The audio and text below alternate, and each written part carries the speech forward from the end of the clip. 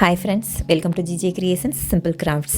இன்றைக்கி நம்ம இந்த பியூட்டிஃபுல் பீகாக் க்ரீன் கலர் சாரியில் ஃபேண்டா பார்டர் இருக்கக்கூடிய இந்த டிஷ்யூ சாரீக்கு தான் டிசைன் பார்க்க போகிறோம். ப்ளவுஸ் டிசைன் பார்க்க போகிறோம். சாரீ வந்து நல்லா ஷைனிங்காக ஒரு மாதிரி சூப்பராக இருந்தது பார்க்குறதுக்கு. ப்ளவுஸ் வந்து அந்த பார்டர் கலரில் கொடுத்துட்டாங்க. செல்ஃப் டிசைன் அதிலே வந்திருக்குது. அது ஒரு டிஷ்யூ ப்ளவுஸ் மாதிரி தான், டிஷ்யூ பேட்டர்னில் தான் கொடுத்துருந்தாங்க. ஸோ இந்த ப்ளவுஸ்க்கு வந்து நான் ஃபுல்லாகவே கோல்டன் கலரில் டிசைன் இருக்கணுங்கிறத பிளான் பண்ணிட்டேன். ஸோ இது வந்து ஒரு பட்டன் டைப்பு ஸ்டோனு கோல்டன் கலரில்.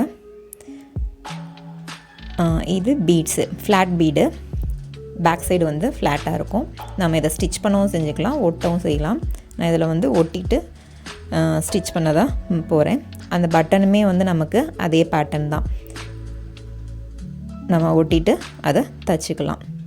ஸோ இப்போது நெக்கை சுற்றி இது மாதிரி ரேண்டமாக ஒரு கேப்பில் நான் வந்து ஆல்ரெடி மெஷர் பண்ணிட்டேன். ஈக்குவல் கேப்பு மெஷர் பண்ணிவிட்டு அதில் சென்ட்ரலில் அந்த பட்டன் டைப்பு ஸ்டோனை ஒட்டிடலாம். பேக் சைடு வந்து அது ஸ்டிச் பண்ணுறதுக்கான கேப் இருக்குது. ஸோ இப்போ ஒட்டிட்டு ட்ரை ஆகிடட்டும். இது ட்ரை ஆனதுக்கப்புறமா அதை சுற்றி இருக்கக்கூடிய அந்த கேப்பில் நம்ம வந்து ஸ்டிச் பண்ணிடலாம். ஏன்னா அதுக்கப்புறமா பீட்ஸ் ஒட்டிட்டோம்னாக்கா ஒட்டினதுக்கப்புறமா அதை ஸ்டிச் பண்ணுறதுக்கு கொஞ்சம் கஷ்டமாக இருக்கும். அதனால் ஃபஸ்ட்டு இந்த பட்டன் டைப்பு ஸ்டோனை ஒட்டி ட்ரை ஆனதுக்கப்புறமா எல்லாத்தையுமே தச்சுட்டு அதுக்கப்புறம் அடுத்த ரவுண்டு வந்து நம்ம ஒட்டலாம். 4 சைடில் வந்து இது மாதிரி கேப் விட்டுருப்பாங்க. ஸோ அந்த கேப்புக்குள்ளே நம்ம உள்ளே விட்டு நல்லா டைட்டாக அதை வந்து ஸ்டிச் பண்ணிக்கலாம். ஆக்சுவலாக ஒரு மெட்டல் பட்டன். இது மெட்டல் அவ்வளோ ஃபாஸ்ட்டாக நமக்கு கம்மில் ஃபிக்ஸ் ஆகாதுங்கிறதுனால நான் ட்ரை ஆன உடனே செக்யூர் ஸ்டிச்சு ஃபுல்லாக போட்டுக்கிறேன். இது நமக்கு ஈஸி தான். Golden colour thread, same thread எடுத்துகிட்டு ஸ்டிச் பண்ணியாச்சு.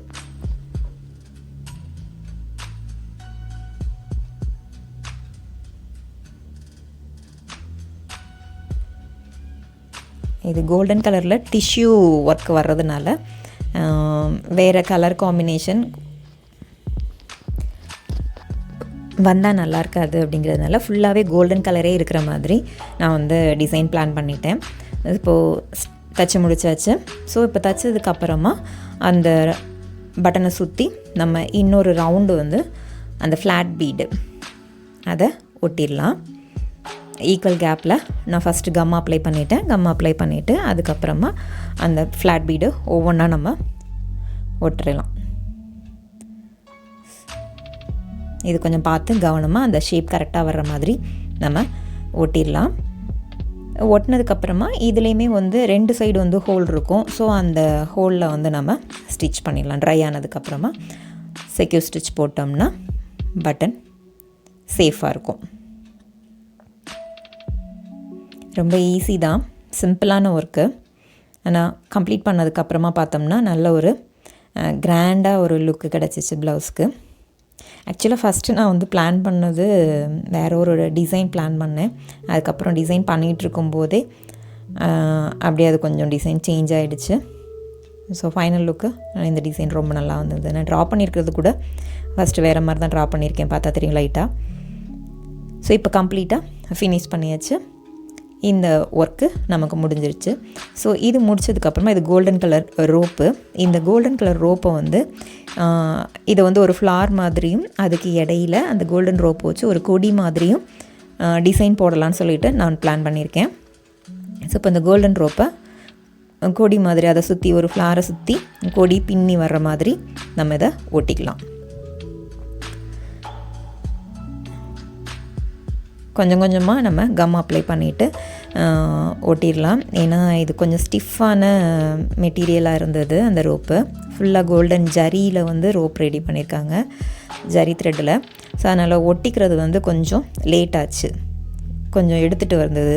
அதனால் கொஞ்சம் கொஞ்சமாக வந்து கொஞ்சம் டைட்டாக பிடிச்சி கொஞ்சம் நேரம் பிடிச்சிட்டு இருந்துட்டு அது கொஞ்சம் ட்ரை ஆகிற வரைக்கும் இது பண்ணதுக்கப்புறம் தான் அதில் வந்து ஒட்டுச்சு. அதனால் நான் கொஞ்சம் கொஞ்சம் இடமா வந்து அதை கம் அப்ளை பண்ணிவிட்டு அதை ஒட்டிகிட்ருக்கேன். இப்போ உங்களுக்கு பார்த்தாலே தெரியும், அதை நம்ம ஒட்டிட்டு இந்த பக்கம் வரும்போது லைட்டாக எடுத்துகிட்டு வர ஆரம்பிக்குது. ஏன்னா அதில் ஃபுல்லாக வந்து அந்த ஜரி த்ரெட்டை வச்சு அவங்க வந்து இந்த ரோப் ரெடி பண்ணியிருக்காங்க. அதனால் ஸ்டிஃபாக இருக்குது. கம்மில் வந்து ஃபிக்ஸ் ஆகிறதுக்கு கொஞ்சம் லேட் ஆச்சு. பட் அதுக்கப்புறம் காஞ்சதுக்கப்புறமா நல்லா டைட்டாக நின்றுது. ஸோ இந்த மாதிரி சூப்பராக கொடி டிசைனில் இதை ஒட்டினதுக்கப்புறம் அந்த கொடியில் அங்கங்கே லீஃப் இருக்கிற மாதிரி ஒட்டினா நல்லாயிருக்கும்னு தோணுச்சு. எனக்கு வந்து நல்ல ஒரு ஃப்ரேம்டு குந்தன் ஸ்டோன் கிடச்சிச்சு. ஸோ அந்த ஃப்ரேம்டு குந்தன் ஸ்டோன்ஸை வந்து நான் அந்த லீஃப் மாதிரி ஒட்டுறதுக்கு யூஸ் பண்ணிக்கிட்டேன். இது ஒட்டி முடிச்சதுக்கப்புறம் காமிக்கிறேன், பார்த்தீங்கன்னா தெரியும். சூப்பராக வந்திருந்தது அது. இப்போல்லாம் வந்து ஃப்ரேம்டு குந்தன் ஸ்டோன் நிறைய ஷேப்பில் கிடைக்கிது, எல்லா டிசைன்லேயும் கிடைக்கிது. ஸோ நான் அந்த லீஃப் டிசைனுக்கு அந்த குந்தன் ஸ்டோன்ஸையே யூஸ் பண்ணிக்கிட்டேன்.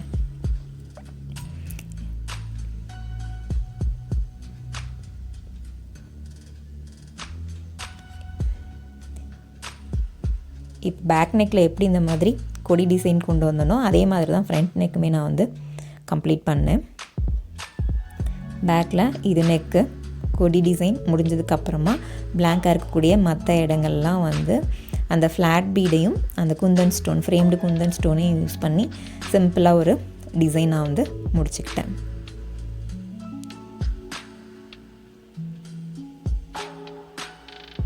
ஸோ இப்போ நமக்கு கொடி டிசைன் கம்ப்ளீட் ஆகிடுச்சு, சூப்பராக முடிஞ்சிச்சு. இது ட்ரை ஆனதுக்கப்புறமா நம்ம அதை பார்க்கலாம். ஸோ ட்ரை ஆகிடுச்சு. நான் சொன்ன மாதிரியே உங்களுக்கு அந்த ஃப்ரேம்டு குந்தன் ஸ்டோனை வந்து லீஃப்க்கு யூஸ் பண்ணியிருக்கேன். உங்களுக்கு பார்த்தா தெரியும், டைமண்ட் ஷேப்பில் கிடச்சிச்சு. அதை நான் யூஸ் பண்ணிக்கிட்டேன். ஸோ ரிமைனிங் ஏரியாவில் அந்த ஃப்ளாட் பீடு ஒரு இடத்துல வந்து 3 பீடும் கீழே, அதுக்கு கீழே ஒரு குந்தன் ஸ்டோனும் ஒட்டினேன். அது பக்கத்தில் வந்து ஒரு சிங்கிள் பீடு. ஸோ இது மாதிரி ரேண்டமாக சில இடங்களில் 3 பீடும் சில இடங்களில் சிங்கிள் பீடும் ஒட்டி கம்ப்ளீட் பண்ணிட்டேன். இப்போ இதே பேட்டர்னை தான் வந்து கைக்கும் கொண்டு வந்தேன். கையிலையும் அங்கங்கே ஒரு சிங்கிள் ஃப்ளாட் பீடு, ஒரு குந்தன் ஸ்டோனு, இன்னொரு இடத்துல வந்து 3 குந்தன் பீடு, 3 ஃப்ளாட் பீடு, ஒரு குந்தன் பீடு, இது மாதிரி நான் வந்து ரேண்டமாக ஒட்டிட்டேன். இப்போ ஸ்லீவோட ஒரு சைடில் இப்போ நம்ம ஒட்டிகிட்ருக்கோம். இதே மாதிரி ஆப்போசிட் சைட்லேயும் நம்ம ரேண்டமாக அங்கங்கே ஒட்டி முடிச்சுக்கலாம். அதே மாதிரி கையில் கீழே பேக் நெக்கில் அந்த கொடிக்கு யூஸ் பண்ணோம் இல்லையா, அந்த ரோப்பு, கோல்டன் ஜரி ரோப்பு, அந்த ஜரி ரோப்பை வந்து கீழே ஒரு பார்டர் மாதிரி சிங்கிள் லைன் ஒட்டிட்டேன். ஸோ ஃபினிஷிங் லுக் வந்து ரொம்ப சூப்பராக வந்துருந்துச்சு. கிராண்டாக நீட்டாக இருந்தது பார்க்குறதுக்கு. இப்போ ஒரு சைடு பார்த்தோம் இல்லையா, இப்போ இந்த கையிலையும் 2 பக்கமும் நான் ஒட்டியிருக்கேன். இதுக்கு கீழே வந்து கையில் அந்த பார்டர் இதுக்கு ஜரி ரோப்பும் ஓட்டிட்டேன். இப்போ பார்த்தீங்கன்னா தெரியும், அந்த கையில் ஒட்டியிருக்கேன். பேக் நெக்கு ஃபுல்லாக கம்ப்ளீட்டாக டிசைன் வந்து நமக்கு முடிஞ்சிருச்சு.